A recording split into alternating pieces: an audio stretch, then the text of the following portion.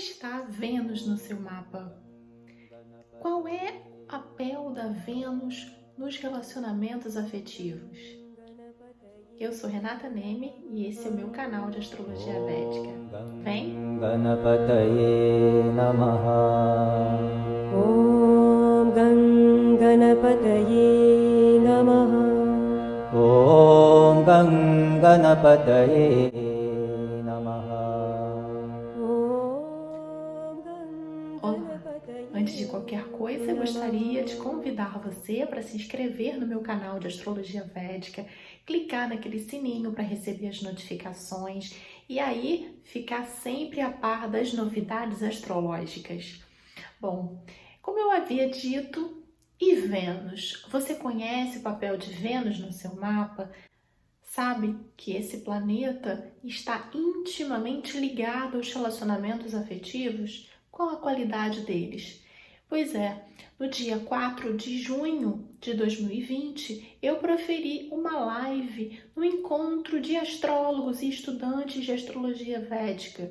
Então, a seguir, eu mostro um pouco daquela palestrinha que eu proferi. Vamos lá? Muito obrigada pelo convite tão generoso de participar desse encontro de astrólogos, de estudantes de astrologia védica, de curiosos, enfim. Estamos aqui justamente para tornar acessível esse conhecimento tradicional, tão sábio e que transforma as nossas vidas. Então, vamos lá. Eu vou começar aqui compartilhando a minha tela. Antes de qualquer coisa, a gente entoa o mantra de Ganesha para que a gente esteja presente aqui, agora, para que a minha mensagem seja clara para todos vocês e para que vocês também compreendam e aprendam um pouco mais e apliquem esse conhecimento védico tão maravilhoso na vida de vocês. Então, vamos lá. Fechando os olhos, para quem quiser. Om Vakratunda Mahakaya Surya Koti Samaprabha Nirvignam Kurume Deva Sarvakaryeshu Sarvada Om Shri Mahaganapataye Namaha. Então vamos começar a falar sobre Vênus e os relacionamentos afetivos. Mas antes, a gente vai falar um pouco sobre o mito de Vênus. Antes de mais nada, uma única observação. Aqui, o nosso público ele é muito vasto. Então, nós temos iniciantes que ainda estão começando a estudar astrologia védica, temos astrólogos já experientes e avançados, temos meros curiosos, clientes, pessoas que querem fazer o mapa ou que têm curiosidade. Então, eu vou tentar usar uma linguagem bastante acessível a todos. Então, me perdoem os astrólogos mais avançados, mas é para a gente atingir um público maior, um número maior de pessoas, de forma justamente a tornar acessível esse conhecimento, despertar curiosidade, né? Então, vamos falar um pouquinho rapidamente sobre o mito de Shukra. Shukra é um nome que Vênus tem na astrologia védica. Cada planeta, cada signo, a gente conhece pelos nomes da mitologia greco-romana, mas, na verdade, na astrologia védica, eles tomam outros nomes, né? Nomes em sânscrito. Então, Vênus toma o nome de Shukra ou Shukracharya, Acharya sendo o professor. Então, Vênus, na astrologia védica, é um planeta benéfico. E assim como Júpiter é um mestre. O que acontece? Shukra, ele era um rishi, era um sábio, um estudioso. Ele era discípulo de um grande mestre. E Brihaspati, ou Júpiter, também era discípulo desse mesmo mestre. Vênus era muitíssimo versado nos Vedas e ele era cotado para ser o guru dos devas, o guru dos deuses. Só que, por uma ironia do destino, como Brihaspati era o preferido de seu mestre, era também preferido de Indra, ele acabou assumindo essa gestão de ser o guru dos devas, daqueles seres iluminados. E aí, ocorreu ainda um outro episódio em que Shukra teve a sua mãe decapitada por Vishnu. Ela, quando ela estava abrigando alguns asuras, alguns que nós, às vezes, traduzimos erroneamente para o português como demônios, mas não é bem assim, como se fossem seres sem luz, desprovidos de luz, ela estava abrigando na casa dela alguns asuras, hospedando alguns asuras. E Vishnu queria matar esses asuras. A mãe de Shukra se recusou. Claro, quando, principalmente na Índia, né, se você está dando teto a um convidado, aquele convidado é sagrado, ele merece toda a proteção, merece toda a consideração. Só que então, Vishnu decapitou a mãe de Shukra, o que causou total rompimento de Shukra com os devas, com os deuses. E por outro lado, então, ele acabou sendo abrigado, sendo acolhido pelos asuras, por esses demônios, digamos assim. E aí Shukra, então, virou o guru dos asuras. Então, Brihaspati, ou Júpiter, era o guru, e é ainda o guru dos devas, considerado o guru dos devas, e Shukra é considerado o guru dos asuras. E Shukra, ele tem um poder, pela mitologia védica, que nenhum dos outros planetas tem, que é justamente de trazer de volta a vida e conquistar o rejuvenescimento, o poder da juventude eterna, que é buscada por muitos. Então, ele realizou algumas disciplinas para Shiva, conta um dos outros diversos mitos, são muitos mitos, então não vou ficar falando aqui sobre mitologia, embora seja um assunto encantador, mas a gente não pode passar tanto tempo assim falando de mitologia. Conta a lenda que Shiva engoliu Shukra. E então Shukra acabou aprendendo a conquistar a morte, aprendendo esse dom da imortalidade. E ele sempre buscava isso justamente para trazer os asuras de volta à vida. E ele conquistou esse poder, por isso que ele é chamado de Mrityunjaya. Bom, então, existem dois gurus na astrologia védica, como eu estava dizendo, né? Shukra, ou Vênus, e Brihaspati, ou Júpiter. A função dos gurus, né, guru significando mestre, é justamente reger a nossa mente, reger a nossa cabeça, e identificando como chakras superiores. Esses chakras superiores, eles servem para aclarar a nossa mente, para nos guiar às melhores escolhas, né? Esse é o papel do guru, é para trazer luz aos nossos conflitos internos, para que a gente tenha discernimento e consiga tirar o melhor proveito de todas as situações. Então, se roupas bonitas, por carros, por casas, por viagens, por obras de arte e outras coisas. Juventude, lembrando sempre desse aspecto da juventude e sensualidade ligada a essas situações. Uma das principais características de Vênus é reger o elemento água, que a gente chama de Jala Tattva. Esse elemento água, ele está muito ligado às emoções, aos afetos, aos relacionamentos humanos. Então, uma pessoa, há um tempo, me perguntou se Vênus rege tão somente os relacionamentos amorosos. Não, ele rege os relacionamentos humanos, inclusive sociais. Tá? E Libra, que tem muita relação com esse aspecto social também de Vênus. Mas, voltando ainda à questão do elemento água. Então, o elemento água, ele é ligado às emoções, ao afeto, à pureza, à fluidez e também à cura e ao rejuvenescimento. Se você toma água de uma fonte límpida, de uma fonte pura, a sua saúde tende a ser muito melhor. Você tende a ter uma imunidade muito boa. Inclusive, beber água pura é tido também como um dos remédios bem simples para Vênus, para purificar Vênus. Agora, um outro aspecto de Vênus que muitas pessoas ou desconhecem ou deixam passar é no tocante à fertilidade. Shukra, a palavra Shukra é usada em sânscrito como um sinônimo de sêmen. Quando é usada como sinônimo de sêmen, às vezes a tradução ela se perde um pouco. Na verdade, ela inclui todos os tecidos reprodutivos, pode ser sêmen, que é o tecido, digamos assim, reprodutivo masculino, os óvulos, que são os tecidos reprodutivos femininos. O certo é que Shukra também tem muita relação com a fertilidade.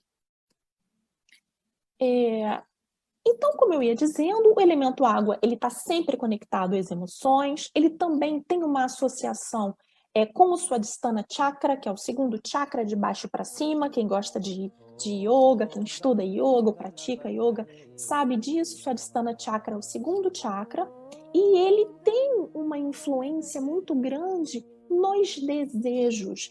E quando a gente fala de desejo, a gente fala inclusive desejo de viver, ânimo. O Swadhisthana Chakra, ele ajuda, inclusive, a deixar a coluna ereta. Ele ajuda nessa alegria de viver, que às vezes as pessoas, ao envelhecer e ao perder esse vício, acabam também deixando um pouco de lado essa alegria de viver. Eu já havia falado sobre a pureza da água, né, que auxilia a cura e os processos de rejuvenescimento. E quando se fala em aflições de Vênus, a gente está falando de poluição das águas. As águas são facilmente poluíveis, digamos assim, né? Então, as aflições de Vênus, elas sujam as nossas águas internas, as nossas águas energéticas, inclusive, não apenas físicas, energéticas, sutis. E aí, as consequências recaem justamente sobre todos esses significadores de Vênus. Sobre as emoções, sobre a fertilidade, sobre a beleza, a juventude, o vício, essa alegria de viver, a criatividade e, é óbvio, os relacionamentos. As medidas corretivas de Vênus, elas acabam impactando também na busca pela purificação dessas águas. Vamos falar um pouquinho mais de Vênus agora para os iniciantes, para todo mundo chegar ao mesmo patamar. Então, Vênus rege 2 signos. O primeiro signo é Touro, que é o segundo signo, e Libra, o 7º signo. Então, se nós imaginarmos um círculo, né, no céu de 360 graus, né, e se nós dividirmos por 12 signos, nós vamos também ter 12 casas. Cada casa, ela representa um assunto. Então, digamos que o primeiro signo, que é Áries, ele corresponda à primeira casa, que é a casa do eu. Os assuntos, normalmente, os assuntos do primeiro signo correspondem à da primeira casa. E por aí vai. Assim sucessivamente. Isso nós chamamos de zodíaco natural. Nós fazemos de conta que o primeiro signo Áries está na primeira casa, o segundo signo Touro está na segunda casa e assim sucessivamente. Então, nós teríamos a casa Vênus regendo Touro e Libra, ou seja, o segundo e o 7º signos, e, consequentemente, a segunda e a 7ª casas. Ela rege também 3 nakshatras, de Bharani, Purva Palguni e Purvashada. E o que Vênus traz em relação a esses signos e essas casas? Touro e a casa 2 tem muita relação com Artha, com finanças, com segurança material. Enquanto que Libra, ou a casa 7, representa o nosso portal de relacionamento com o mundo. Então, a casa 1, como eu havia dito, é a casa do eu, é a primeira casa. É a casa onde está colocado o nosso ascendente. Quando nós despertamos para essa vida. E aí, então, nós traçamos uma trajetória E depois, a partir daí, quando nós chegamos à casa 7, a casa 7 é oposta à casa do eu. Então, a casa 7 é a casa do nós, é o portal para os relacionamentos com o mundo. Isso de uma forma mais ampla. De uma forma mais restrita, a casa 7 é a casa dos relacionamentos afetivos e principalmente dos casamentos. Continuando em relação à dignidade de Vênus, essas características de Vênus, nós temos Vênus exaltada em Peixes, ou seja, no 12º signo, sendo Peixes um signo que traz essa pureza para Vênus, essa pureza das águas. E Virgem, na verdade, é o signo onde ela se debilita, é o 6º signo. É um signo onde Vênus está enfraquecida. Se Virgem é o 6º signo, na 6ª casa, Vênus não fica bem. A 6ª casa, para Vênus, é chamada de Marana Karakastana. O que são Marana Karakastana? São posições inauspiciosas de cada planeta. Então, cada planeta ele possui um local onde ele não fica nada bem. Então, a casa 6 para Vênus é a chamada de MKS. Nós chamamos carinhosamente de MKS, Marana Karakastana. Claro que existem algumas exceções. Eu sempre digo para os meus clientes, para os meus alunos, que a astrologia ela acaba sendo um quebra-cabeça. Nós temos que juntar várias peças para fazer uma interpretação correta. Então, por exemplo, a Vênus pode estar na Marana Karakastana, mas ela pode estar num signo onde ela está forte. De qualquer forma, é claro que essa fraqueza posicional de Vênus ela vai ficar relativizada, mas sempre haverá aquela luta, né, para ultrapassar determinadas dificuldades. A força direcional de Vênus no mapa é a posição norte, que corresponde à casa 4 no mapa. Embora, se a gente está falando em espaços, Vênus rege a direção sudeste. E aí, finalmente, um outro aspecto curioso para os iniciantes são os relacionamentos entre os planetas. Então, quais são os amigos de Vênus? Mercúrio, Saturno, Rahu e Ketu. Lembrando que Rahu e Ketu são asuras, né? Então, eles se dão muito bem com Vênus. Inimigos, a Lua e o Sol, planetas neutros, Marte e Júpiter. Só que Vênus é inimigo de Júpiter, tá? Júpiter, em relação a Vênus, é neutra, mas Vênus é inimigo de Júpiter. Por quê? Porque Vênus foi preterida naquela escolha na posição do guru dos devas. Então, Vênus tem sempre aquele ressentimento, aquele ciúme, aquela mágoa. Essa é uma característica de Vênus que a gente tem que guardar ali na gaveta para determinadas situações no mapa que vem à tona.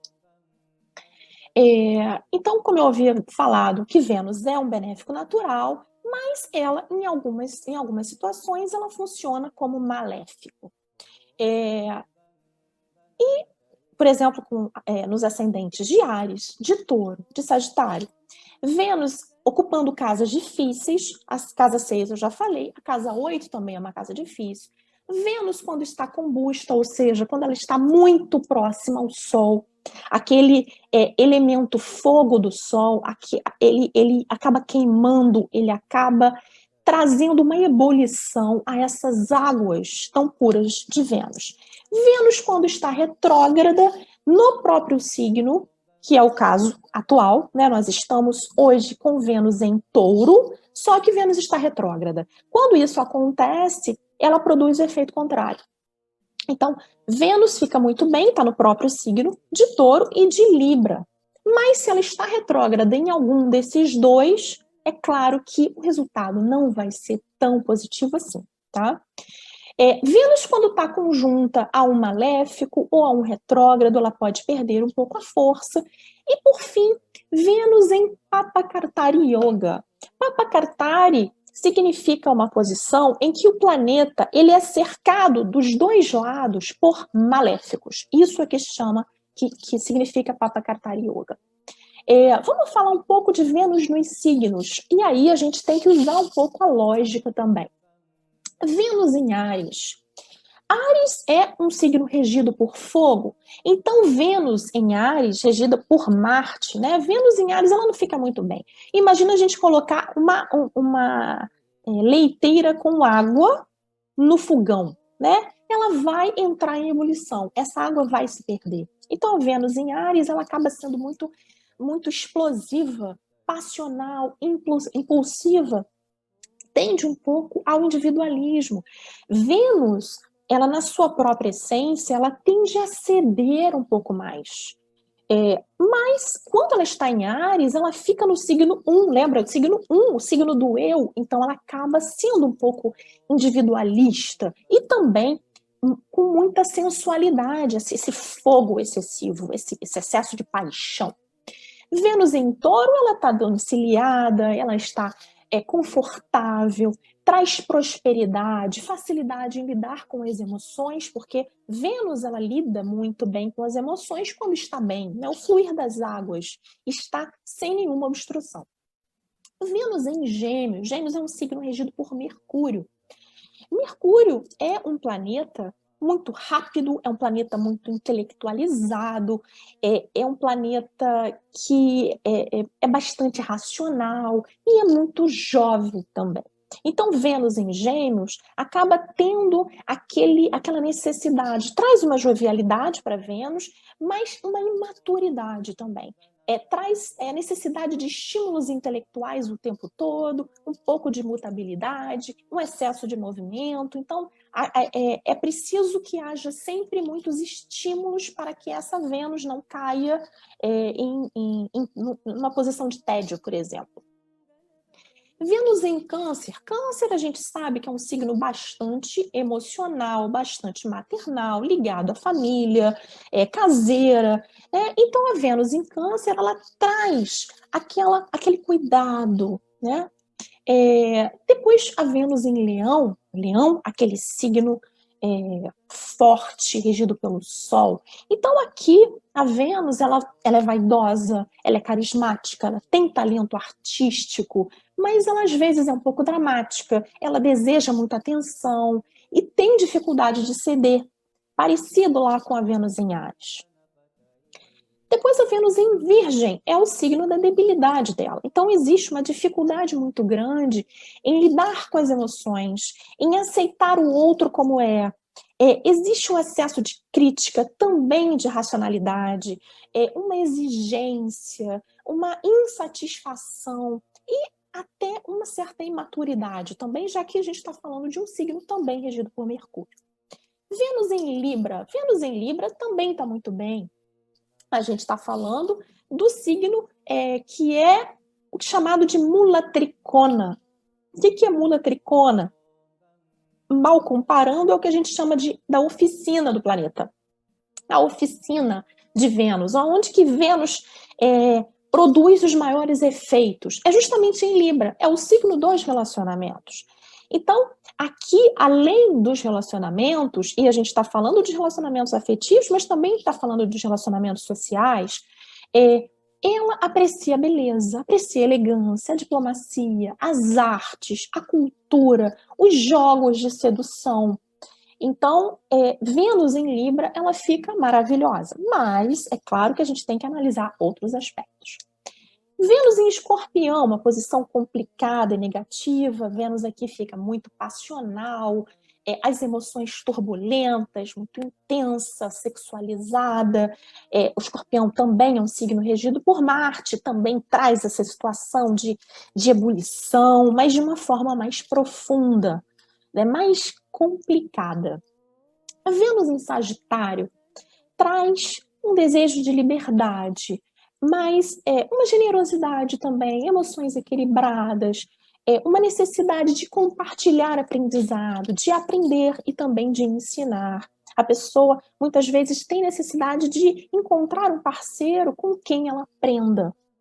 A Vênus em Capricórnio, ela é muito pragmática, ela é muito fiel, ela é muito leal, ela é comprometida, ela tem facilidade de se comprometer. mas ela não costuma ser muito romântica. Ela é muito, como eu falei mesmo, pragmática.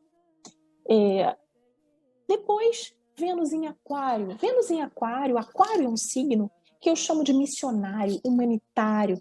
Então, Aquário, a Vênus em Aquário, ela necessita de liberdade, de independência, ela é progressista, ela tem uma conexão muito grande, muito forte com o coletivo, então ela acaba precisando de alguém que também compactue desses princípios, esses princípios elevados de amor à humanidade.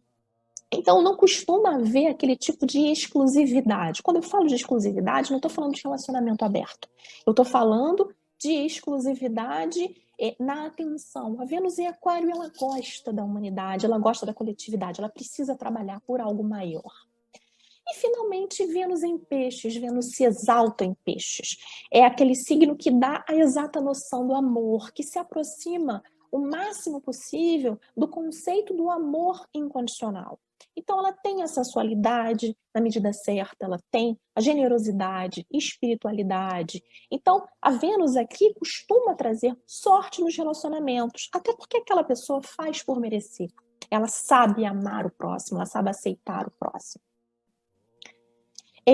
Agora eu vou falar alguma coisa que é mais avançada, mas eu vou tentar trazer também para aquelas pessoas que estão começando. Quando a gente está vendo um mapa, né, chamado de Hirashi, uma carta natal, a gente coloca o ascendente, aquele signo que está subindo no horizonte, né, na direção leste do nosso mapa, coloca na casa 1. Então, o ascendente, ele costuma ser colocado na casa 1 do nosso mapa. Só que em determinadas situações, a gente muda essa classificação. A gente coloca, por exemplo, o Sol na casa 1, ou a Lua na casa 1, quando a gente quer avaliar determinados aspectos no mapa. Existe também a possibilidade da gente colocar a Vênus na casa 1. É chamado de Shukra Lagna. Shukra Lagna, eu vou colocar aqui uma imagenzinha da casa 1 e a gente coloca a Vênus ali. Então, quando a gente coloca a Vênus na casa 1, a gente está querendo analisar a qualidade dos relacionamentos de cada uma das casas. Então, cada uma das casas tem um significador. Tem pessoas ali que correspondem a essas casas. Então, cada uma delas vai trazer uma forma através da qual a gente se relaciona com aquelas pessoas. Então, vamos lá. Eu fiz essa tabelinha para ficar mais fácil. A casa 1, eu já falei que é a casa do eu. Então, se a gente está analisando a Vênus ali na casa 1, a gente vê que signo que ela está ocupando, quais são os planetas que estão ali, para a gente entender qual é a relação comigo mesma. Como é a relação? Eu me aceito como eu sou excessivamente crítica, eu tenho autoestima baixa, ou eu sou extremamente vaidosa, né? Então, todas essas relações comigo mesma a gente vê na casa 1. Depois, na casa 2, a gente vai ver a minha relação com a minha família, a minha linhagem. Como é a relação? É conflituosa? Eu tenho aquela relação de pertencimento à minha família? Ou eu rejeito desde sempre? Eu nem visito, eu não quero contato? É uma relação sadia, uma relação doentia, próxima ou não? Como é aquele laço familiar?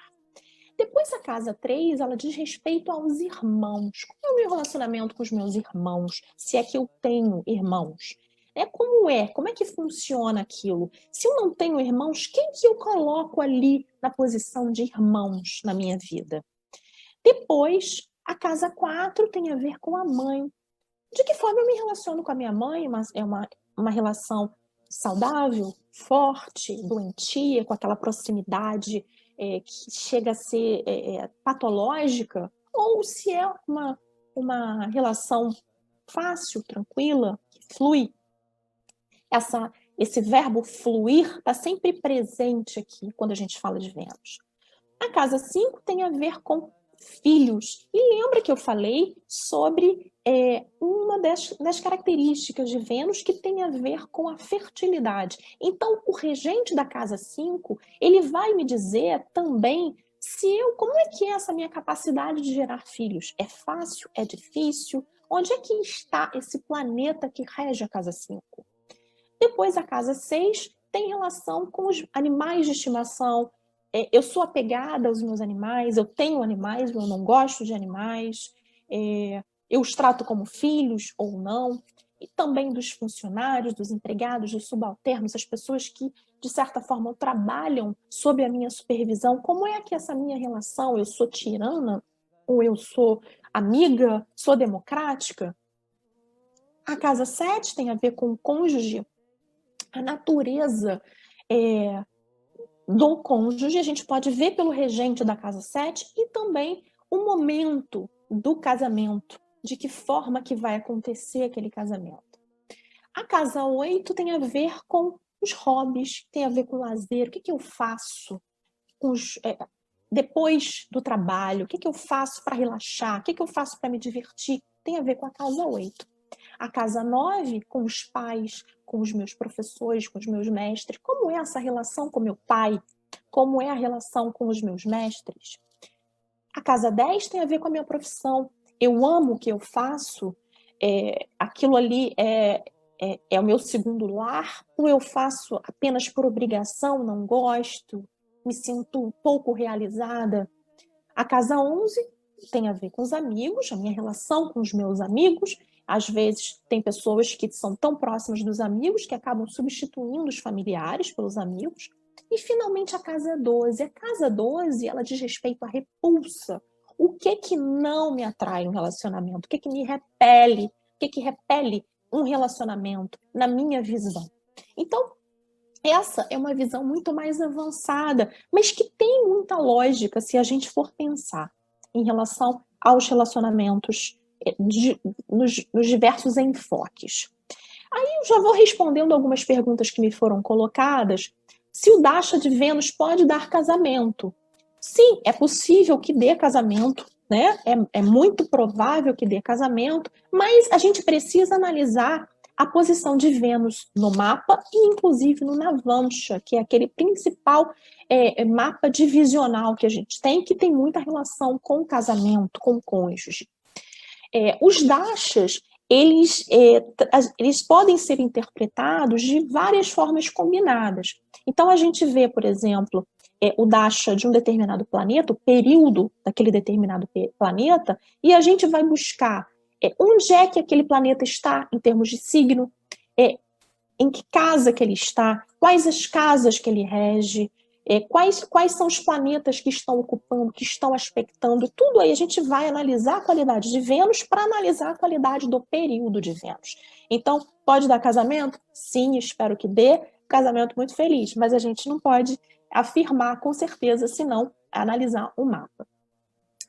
A análise da posição de Vênus no mapa do parceiro é relevante? Sim, é bastante relevante. Se a gente está falando da forma de relacionamento, se as Vênuses de ambos são compatíveis, é claro que isso favorece bastante um relacionamento, a compatibilidade. Embora, quando a gente fala em compatibilidade entre um casal, a gente precisa analisar, em primeiro lugar, a Lua. A Lua é o principal astro, o principal graha, para a gente analisar a qualidade e a compatibilidade de um relacionamento.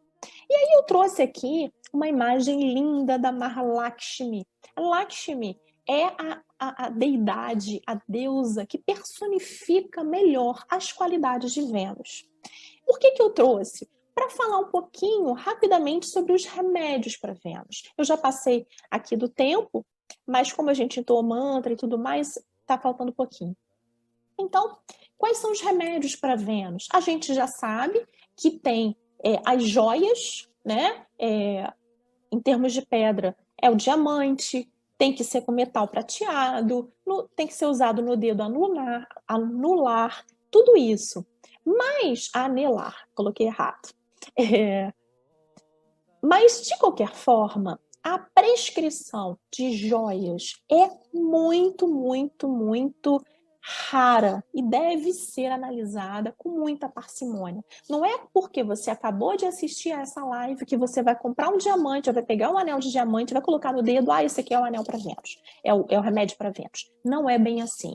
Então, qualquer remédio no tocante a joias deve ser utilizado com muita parcimônia e depois de você consultar um astrólogo que seja muito versado, que seja muito experiente no assunto. Agora, vamos falar de outros remédios mais fáceis. Por exemplo, doar uma imagem de Lakshmi. Você compra uma imagenzinha e doa para alguém. Engraçado que, curiosamente, a minha Vênus ela é meio ferradinha, mas eu vim há alguns meses da Índia, antes da quarentena, antes de estourar tudo isso, e eu trouxe justamente uma imagem da Mahalakshmi e dei para um conhecido. Ele queria, tinha me pedido e tudo mais, eu comprei e falei, não vou cobrar, e dei. Então, sem querer, eu estava fazendo remédio para Vênus. Uma outra coisa, ajudar as pessoas a se casar. Conciliar os casais, auxiliar de alguma forma, aconselhar, né? Então, se você é astrólogo, se você tem a Vênus ferrada, começa a fazer sinastrias, começa a analisar, começa a avaliar essa possibilidade também, porque é uma forma de você empoderar um pouquinho a sua Vênus. Existem 2 mantras de Vênus, né? O mantra de Vênus propriamente dito, e o Bija mantra de Vênus. Eu vou cantar aqui rapidinho. Om Dram Drim Daum Saha Shukraya Namaha. E o outro é Om Shum Shukraya Namaha, que é mais fácil. Bija mantra, que é o mantra semente. Você só coloca uma sílabazinha para trazer um empoderamento desse mantra e depois o Shukraya Namaha, que você está tão somente saudando o Shukra. Bom, então vamos lá para a conclusão, já passei um pouquinho do tempo.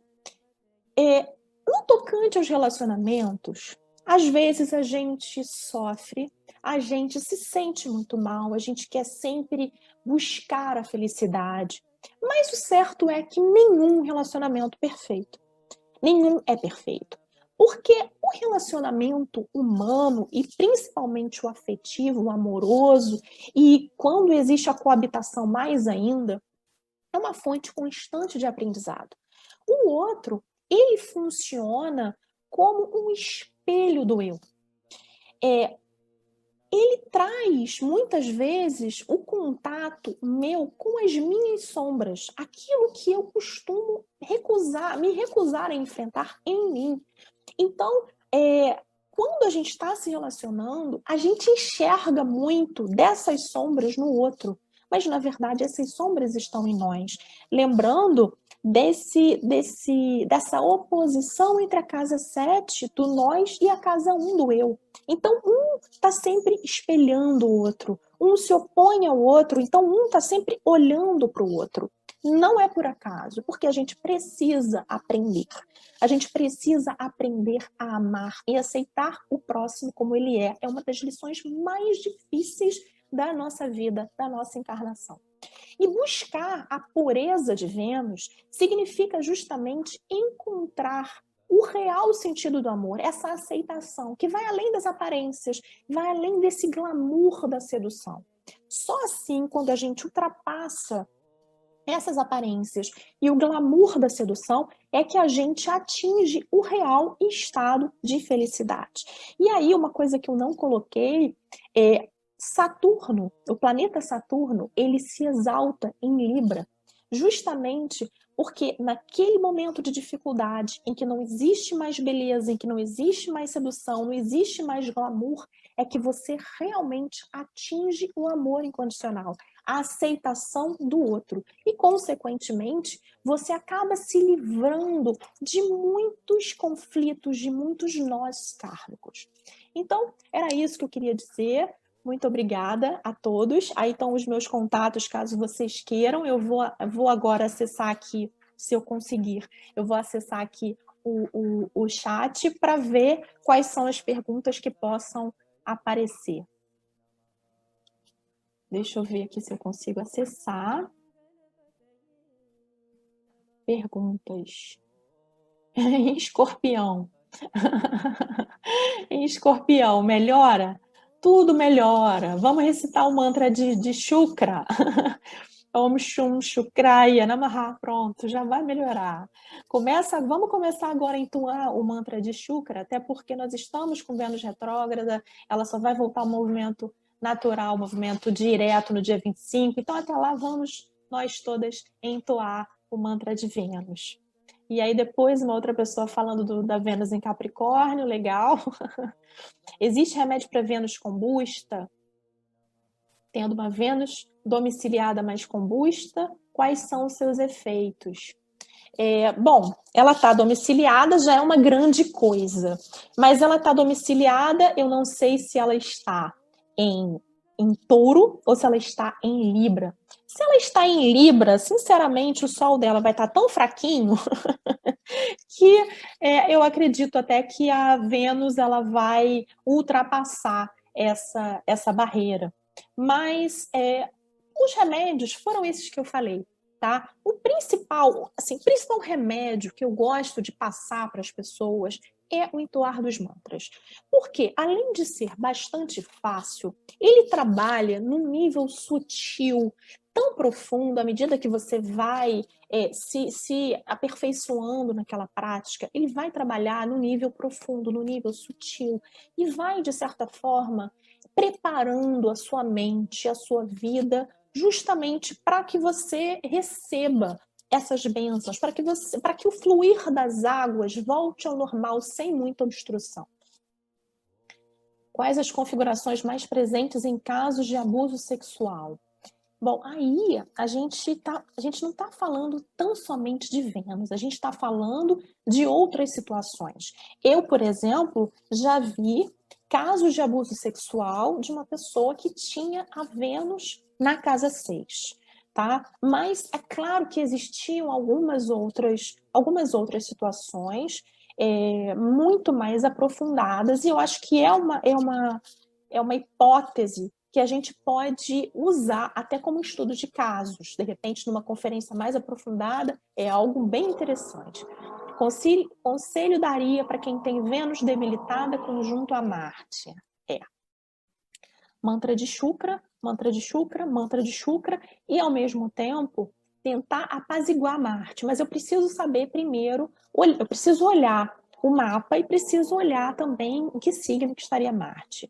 Quais os efeitos de uma Vênus domiciliada na casa 6, conjunta com o Sol?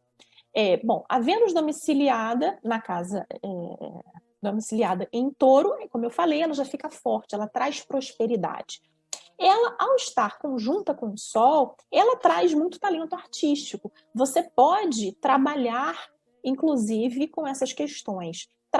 Agora, na casa 6, ela pode trazer uma certa competitividade. Mas estando o Sol ali, pode trazer competitividade, inclusive, com mulheres. Mas estando o Sol ali, as coisas vão ficar muito mais tranquilas, porque o Sol, no final das contas, ele é mais brilhante, ele ultrapassa essas situações. Bom, mais alguma pergunta? Acho que não, né? São todas perguntas bastante complexas, tá?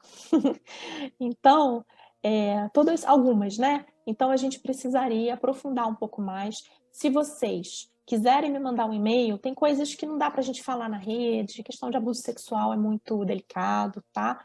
Mas, se vocês quiserem me mandar um e-mail, fiquem à vontade que eu respondo, e aí a gente conversa, né? Sem estar com tanta gente participando. Acho mais prudente.